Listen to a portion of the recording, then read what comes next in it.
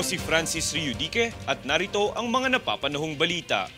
Habang ang Bureau of Immigration ay nagpapaalala sa publiko na huwag magtiwala sa mga recruiters na nagbibigay ng pekeng dokumento upang makapagtrabaho abroad, inaksyonan ng ahensya ang muntikang paglipad ng isang babae papuntang Oman dahil ito'y nagpanggap na tatagpuin ng kanyang asawa. Base sa ulat ng BI, ang di pinapakilalang biktima ay nahuli sa Ninoy Aquino International Airport dahil sa mga peking dokumento nito gaya ng marriage certificate. Agad din namang umamin ng biktima na papunta itong Malaysia upang matuloy sa kanyang illegal na trabaho abroad.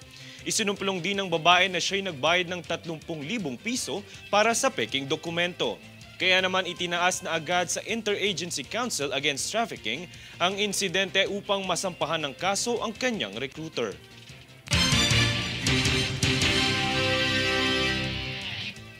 Natimbog ng Bureau of Customs o BOC ang warehouse sa Pasay City na naglalaman ng mga imitation ng mga branded na damit, tsinelas at bags.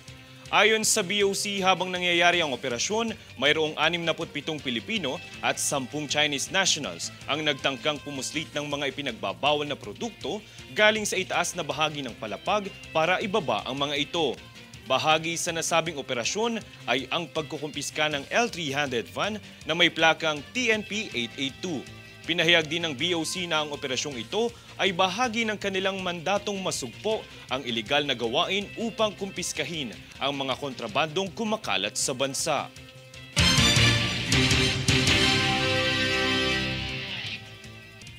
Inilunsad ng National Library of the Philippines sa isang press conference ang pagdiriwang ng National Library and Information Services Month sa buong buwan ng Nobyembre. Sa temang Learn, Empower and Transforming Society Through Library, layo ng pagdiriwang na mabigyang papel ang mga silid-aralan sa paghuhubog ng kaisipan ng lipunan. Kasabay din nito ang pagdiriwang ng National Book Week mula October 24 hanggang October 30. Para sa karagdagang impormasyon, bisitahin lamang ang kanilang official website www.web.nlp.gov.ph.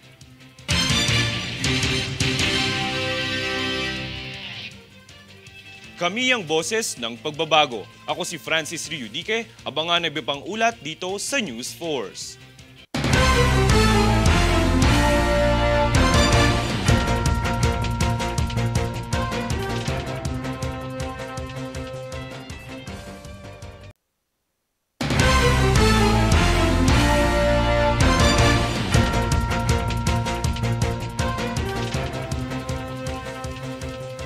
Ako si Francis Riudique at narito ang mga napapanahong balita.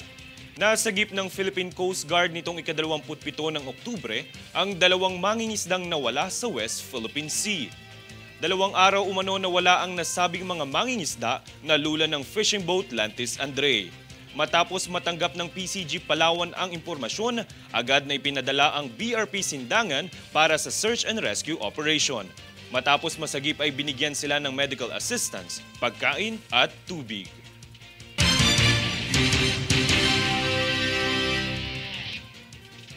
Handa na umano ang higit 1,500 tol at system personnel na itatalaga sa North Luzon Expressway o NLEX bilang paghahanda sa paparating na halalan at undas.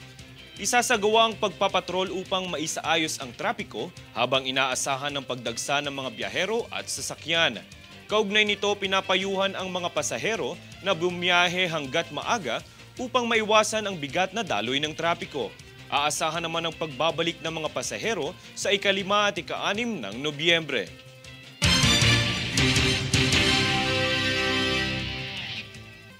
Nilinaw ng Malacanang na hindi ikinokonsidera na holiday ang ika-3 ng Nobyembre. Ayon kay Executive Secretary Lucas Bersamin, fake news aniya ang sinumang nagpapakalat ng impormasyon na kabilang ang ika-3 ng Nobyembre sa non-working day. Para sa opisyal na holidays, tanging ika-30 ng Oktubre kung saan gaganapin ng BSKE at ika-1 hanggang ika-2 ng Nobyembre naman ang mga araw na idineklarang special non-working days bunsod ng undas.